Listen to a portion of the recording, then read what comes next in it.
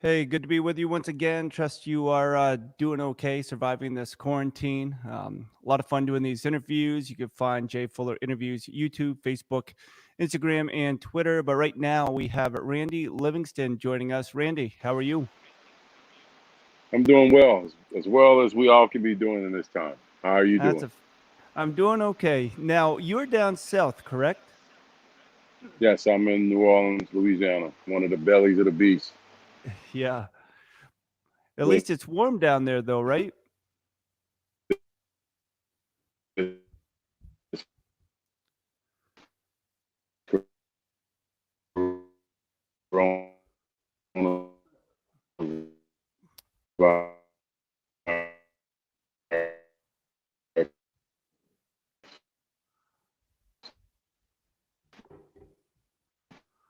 Uh, let's try this again.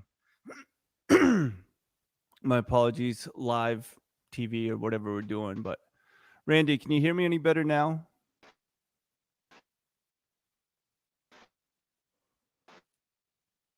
We might have to try this again. My sincere apologies. Coach Randy Livingston joining us, and you can find him on Instagram at Real Coach Liv. Stands for Livingston. He had opportunities to play against Michael Jordan and Kobe Bryant, so we're going to be talking about that a little bit later on. I'm hoping he's going to be able to sign back on and just try this again.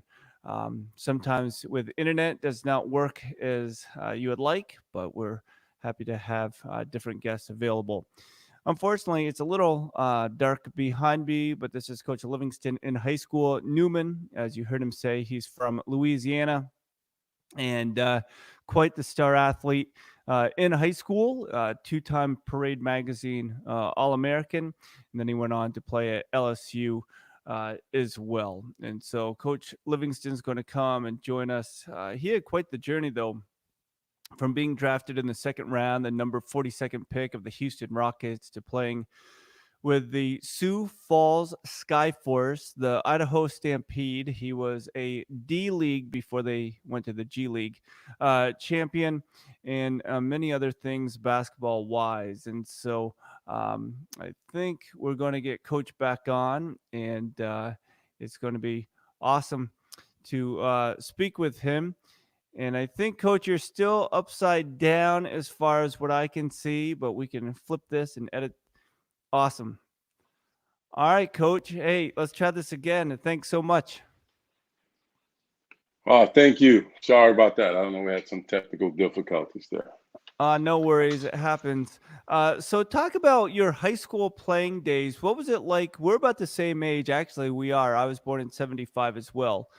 But how was pickup basketball different when you were a kid versus now, where it seems students are inundated with AAU and other programs? Well, the major difference, and hopefully now it's getting back to it, is that is that when I grew up, we actually played outside a lot, Yeah. and playing outside was, the thing to do. And obviously, in this time we live in, I know it's unfortunate with the coronavirus. Hopefully, kids are getting back to playing outside a little bit more as much as they can, and hopefully they're being safe and practicing social distancing. But that was the major difference. There was no social media to share and promote yourself. It was just good old fashioned pickup games where you had to really be good to play, or you wouldn't find the court. And if you played one time and you didn't win, you had to wait an hour Yeah. before you got back on. That's the major difference. So it taught you how to able the time and then play hard all the time. So as soon as you stepped out there, played hard. And you probably wasn't going to get picked up anyway with the older guys if you didn't play hard. So if you can help their team win, then you got picked up. And that's how it was. That's the Oh, for major sure. difference now. Hey, talk to us a little bit about from Newman to LSU. What was that like for you, the recruiting process? Um, my recruiting was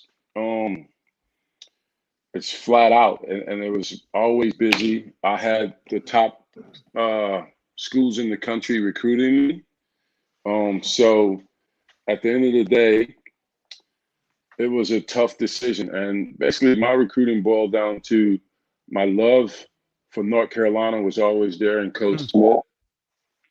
Smith. So since I was a teenager, I loved the Carolina blue colors. Obviously Michael Jordan and all that stuff, and all of the allure of being in Carolina blue. And to this day, my room at my mom's house is still painted Carolina blue. But at the end of the day, I got my top five schools was Michigan, which the Fab Five was pretty popular during that time. Yeah. North Carolina, Duke, which I'll get into a story about Duke in a little bit. Um, and then LSU and Kentucky, two SEC schools. Sure. So, like I said, North Carolina was a dream school. The Fab Five was kind of a thing to do, and I was a point guard, so that was kind of a missing piece when I guess one or two guys left that could have helped. And then Duke was funny because Grant Hill, his late grandparents stayed in Louisiana, in New Orleans. Hmm. General, I remember him coming down in the summer of '92, Wow. which would have been a dream team, and we spent a lot of time together. Obviously he was working for the Blue Demons, but we developed a good relationship. Yeah. And then we were together and worked out every day. And then I got a call from Coach K from the Dream Team after one of the Dream Team practices. So that was a unique experience to have Coach K call you. And then, what it boiled down to at the end of the day was Coach Pitino was at Kentucky. It was an SEC school. My brother was at LSU already. He was there a year or two before I got there. And I decided if I was going to go to an SEC school, I was going to stay home. And that's how the decision was made, basically to stay home and allow my mom, who had worked her tail off all of my high school years, to be able to watch me play and to be close. And so, my high school, I got one more funny story. So I guess going into my senior year, probably before school started, I told my mom I just went into there after all the AU stuff was over. I said basically I was going to go to LSU just out of the blue. No shenanigans, no craziness. That's just what I felt in my heart was the best thing to do. Less than 2 minutes later, back then you had the home phone. They didn't have Yeah. cell phones.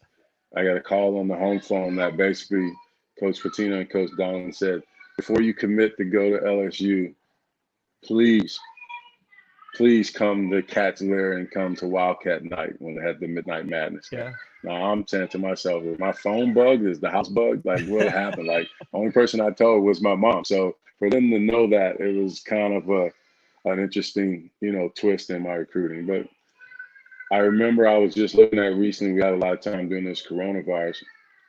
Back then I did have a ceremony at school, and I watched the video of that, me announcing where I was going to go to school. Yeah. And there was one Peyton Manning on board Huh. watching that ceremony. The cameras flashed on him. So that shows you how long ago that was. And, it was just an interesting time. Oh, that's awesome. Yeah, I grew up a Carolina fan. Long story why, but my wife is from Michigan, so definitely Fab Five is part of her Uh-oh. love as well. But hey, Chris Jackson, Mahmoud Abdul Rauf, was he a big inspiration for you as you went into LSU? Yeah, he was. Him and Shaq, to be honest with you. I think it was my sophomore, junior year in high school, or maybe sophomore year. Shaq was at LSU, and he came and watched me play. And he nicknamed me, as he nicknames everybody. He called me the General. And yeah, he played a big part of it. And Mahmoud is obviously one of the best guards to ever play the game in my eyes. And, I really, looked up to him growing up. So it was interesting times then. I played on the AAU group here in Louisiana. They played Mahmoud in Mississippi. And I looked up to all those guys. Robert Pack was one of Yeah. those guards. And they had three other guys that was the best guards that I thought I'd ever seen. And he had 50 on all of them. So I knew he was special from that day. But to be able to follow in his footsteps and go to LSU and follow not only himself, but somebody like Pistol Pete Maravich, it was a great honor to just follow those guys. Yeah, and you can watch Mahmoud in the Big Three. He's still scoring buckets. But Robert Pack, he was one of the best jumping guards I remember. Just being so small, I guess a lot of the new kids think of Nate Robinson for being small. Who is someone that you remember as being so explosive that might not come to the general public's mind? Um, To be honest with you, I would say myself because the public really never got to see me at my height, as before I got hurt athletically. But for his jumping guys, I don't know. Spud, he was amazing for a little guys. Like Mood himself, people don't understand how athletic he was in college. I mean, there's just a ton of guards. And as I got to senior in high school, Stackhouse was pretty good in high Yeah. school in terms of that. But for small guards, between Nate and Spud, I mean, they are the best that I had ever seen. But Spud was before Nate. So Now you coach a lot. Can you talk about when you were okay coaching instead of playing? I know for a lot of players, it's a tough process to say, "Hey, I can't get out and run as competitively as I used to." What was that process like for you?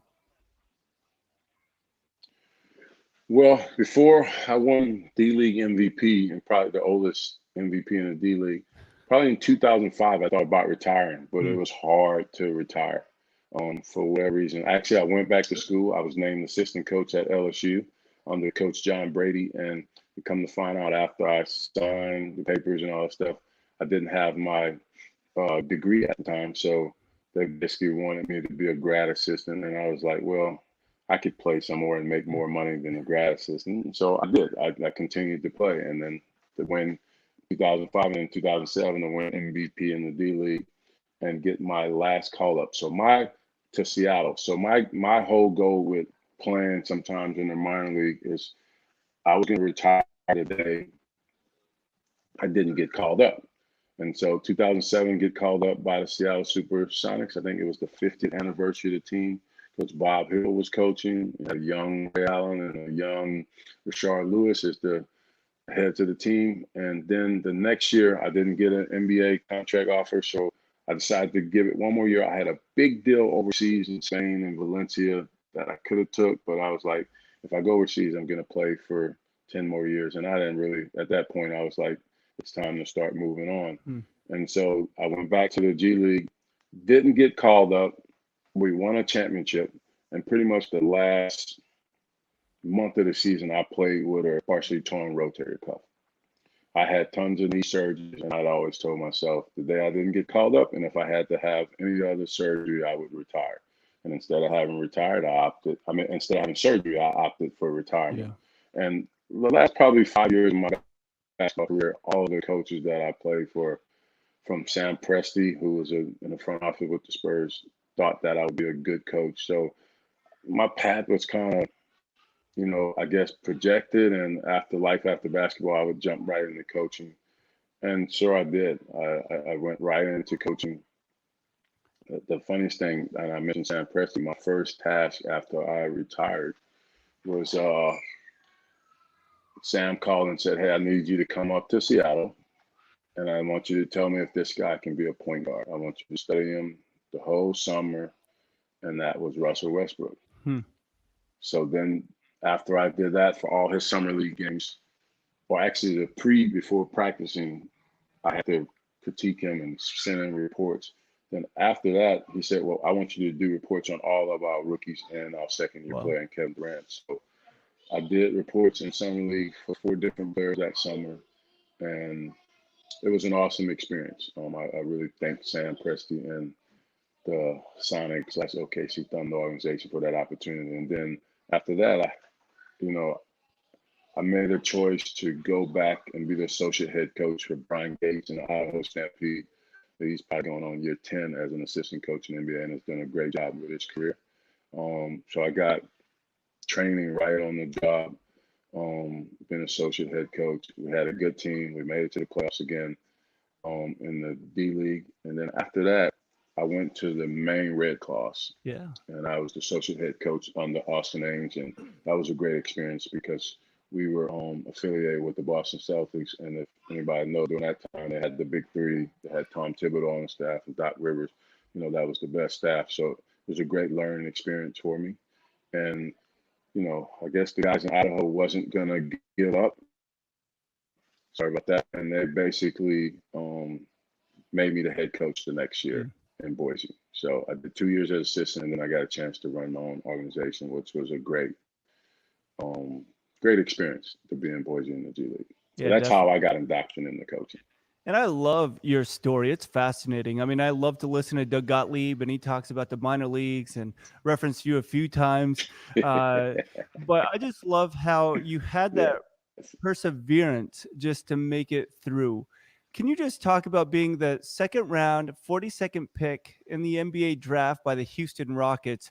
Was it a dream come true? Were you nervous? Just what did that feel like to be a part of that NBA draft? I always tell young guys now when they're trying to make that decision and jump from college to pro. But one thing I remember about draft night is that it quickly turned from fun to business very quickly. Hmm. And I remember draft night for me vividly. Um, and those that don't know my story, I was player of the year 2 years in a row, my junior and senior year, which I shared with LeBron. And we might be broke. We might both get broken now because Imani Bates, he might go 3 years in a row now. But you know, I was player of the year and got hurt. And so if anybody at the high school would have told you that I would be in the second round, they probably would have told you you're crazy. I was pretty much a surefire first round and Hall of Fame type player as everybody was projecting. But I got hurt, unfortunately, twice in college. And so when I put my name in the draft, it was the first year where you can go in the draft without getting an agent Hmm. and you can pull your name out. But once I decided to go in the draft, I was pretty all the way in, regardless. I hadn't signed an agent. So going through the draft process, I went and worked out for a few teams. Denver Nuggets was one of them, and then the '96 draft they had 3 first-round draft picks. So Bernie Bickerstaff was a coach, and a young Mike Brown put me through the workout. Wow. Now this is a small world, and so it was guys like myself, Moochie Norris, and Jeff McGinnis in that workout. Yeah. And I was probably still not 100%, but I was enough to go. So I went through those, and then draft might come. So Nuggets basically after that workout said, Randy, we got 3 picks. We know you still need some time to recover. With one of those 3 picks in the first round, we're going to draft you with that last pick in the first round. So nobody knew besides me and my family. Hmm. And so draft night comes. I knew I was all in. I had an agent at that point. They told him the same thing. So the 23rd pick, the Nuggets draft somebody from overseas. Hmm. I'll never forget. 25th pick, they traded it. No, I take that back. They drafted one other player. With the last pick, they traded it and moved back to the second round.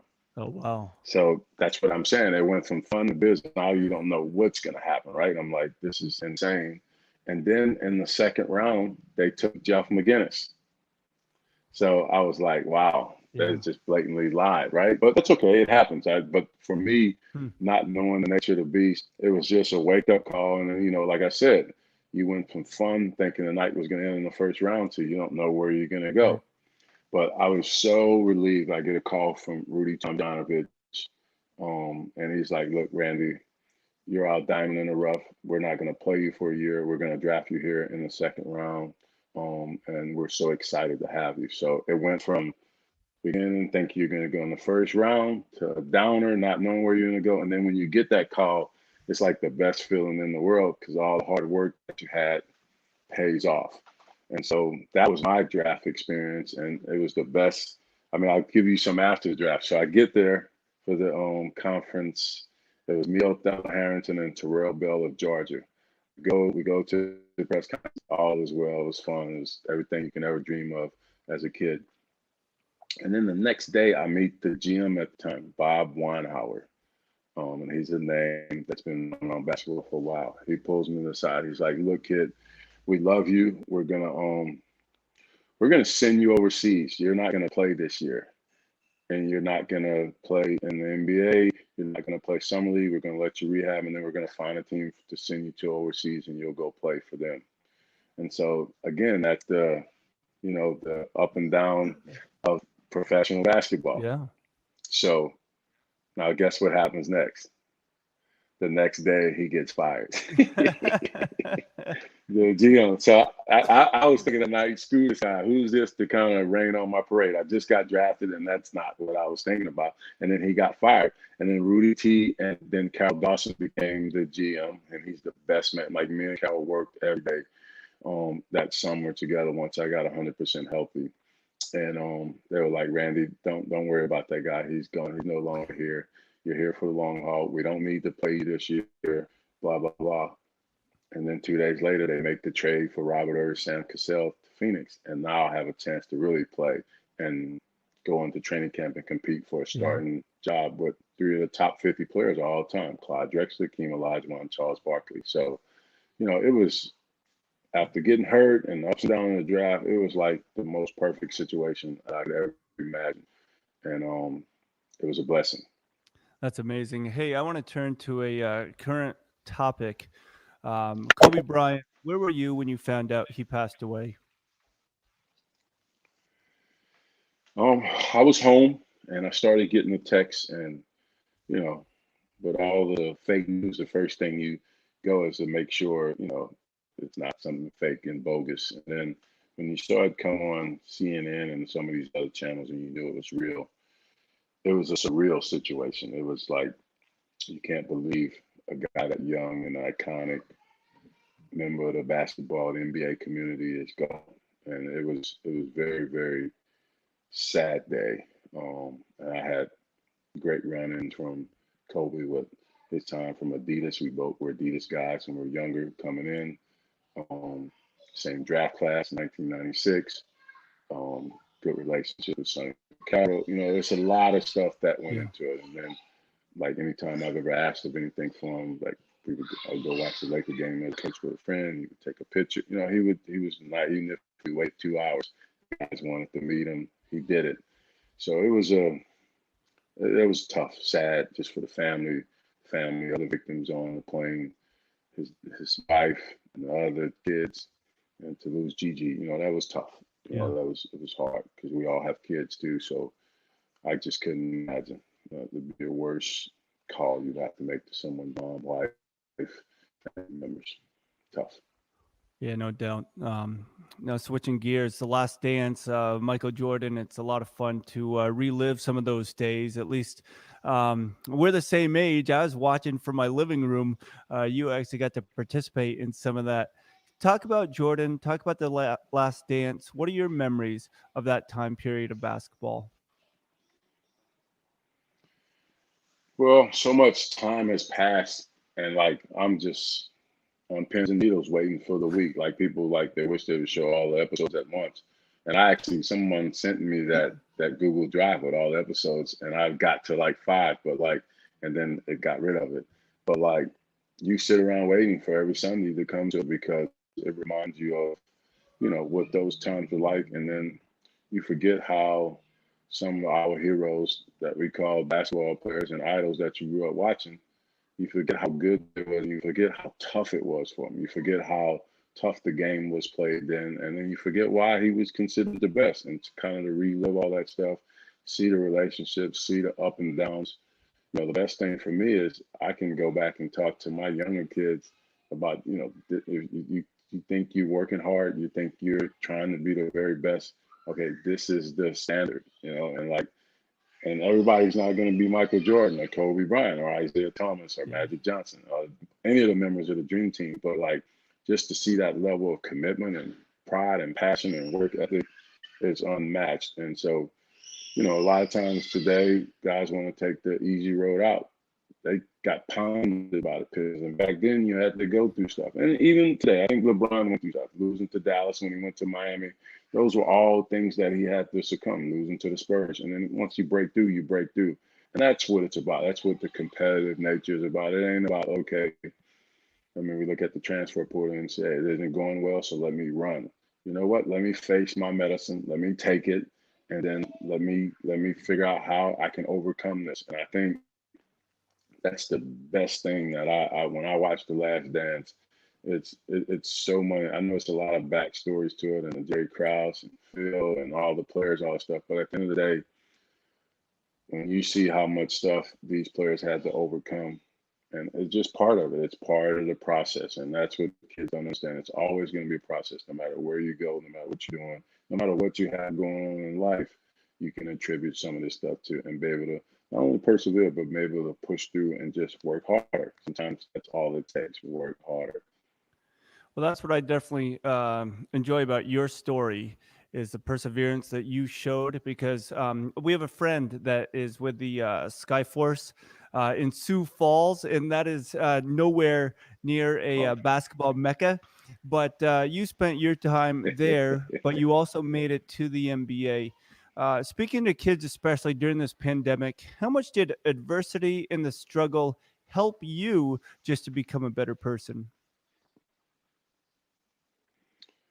Well, I always, and I give a great deal of how I am to my mom. I think, like I said, my high school, I won 5 AU national championships, and she didn't see one of them because she was working from 6 to 11 o'clock at night. So I knew if she can push and do that for her family and for the kids, the stuff that I went through was nothing. So once I got hurt, and once I decided to leave college, I pretty much told myself I was going to do whatever it took to make it to the NBA and live out my dream. So if it meant going to Sioux Falls, South Dakota, and getting on a plane and thinking I was going to Sioux Falls, but I was actually going to Sioux City, that's what I was going to do. And so going through the minor leagues, it was just another step in my journey, and it made me stronger. It made me tougher, and it made me appreciate my journey. And I tell everybody, the journey is the reward. The reward is the journey. And so, like, that was important to me during those times. But like, I'm in the middle of writing a book right now, and probably a couple weeks back we went through the minor league stuff.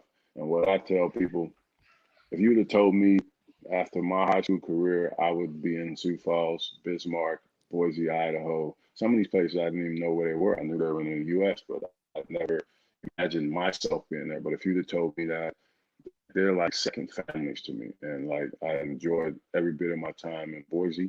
I enjoyed every bit of my time in Sioux Falls. I almost had a panic attack when I first moved to Sioux Falls. It was so cold, and I had went from New Orleans to Baton Rouge to Houston to Atlanta. That was in my first my first 4 years of professional playing. It was like to go to Sioux Falls. It was an eye opening.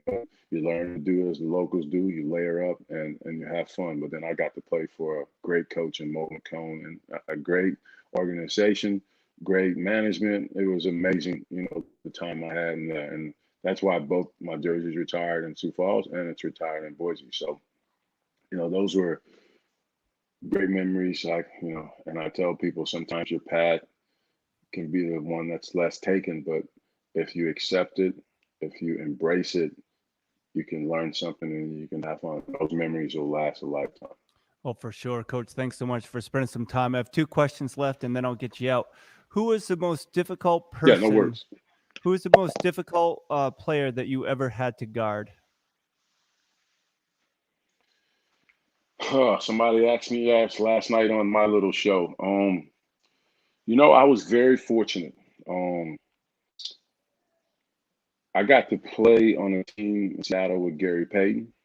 So every day in practice, it was hard. I Mm. got to play on a team with Jason Kidd in Phoenix. Every day that was hard. And then I got to play in Utah with John Stockton. It doesn't get any better than that when you talk about players and your position. I like that. Like, I can't speak for the centers and all that stuff. And like I told somebody last night, Michael Jordan and Keem Olajuwon, they were just on a different wavelength. But for like when I talk about best players I played for in the point guard position, it doesn't get any better than going up against those guys every day. And I know Steve Nash was special. I didn't get a chance to play against him every day like that, but it was special. And then the It's a final, treat to play against those guys every day. I can imagine. The final question is who is a player that had a great reputation, but for whatever reason, you just seem to own them whenever you played against them? I like to tease Jeff McGinnis because we had known each other from, eighth grade, but he only won with me in the CBA when Sioux Falls played Quad City in the championship. But we played in championships 6 times before that, and he never won. So, and I just a great friend of mine, but that was back then. It was a no-brainer. Him and Jock Vaughn, I take Okay. them to those are kind of like the peers and point guards in my class in high school, and yeah, it wasn't close. And he finally broke through though in the professional ranks, but I think I got the upper hand on those guys. And again, being a Carolina fan myself, I remember Jeff McGinnis, and it was just a lot of fun to watch him develop and play as well. But Randy Livingston, you can find him on Instagram, Real Coach LIV. Thank you so much. But Coach, you mentioned your book coming out. When is that due out? How can people just follow you and just support what you're doing right now? Yeah, on Twitter and Instagram, I'm Real Coach Live. Um, on Facebook, I'm active a lot.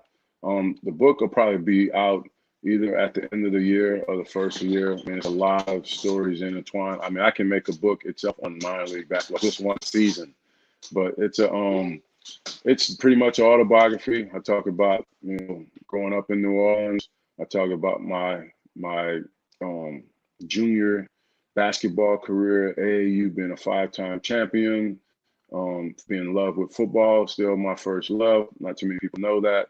Going to Newman High School, going to LSU, and then my professional career as a player and now as a coach. And so I give a lot of insights on my family and everything that is going on in my life. So it's a great story. Some stuff that a lot of people don't know that I had to endure. So Oh, that'd be great. Can't wait till it comes out. Thanks so much for making the time today. Again, that's Randy Livingston. Make some time. You are listening, watching Jay Fuller interviews, YouTube, Facebook, Instagram, and Twitter. Looking forward to having some more great interviews for your listening and watching enjoyment during this pandemic and hopefully beyond. We'll talk to you soon. All right. Have a good one.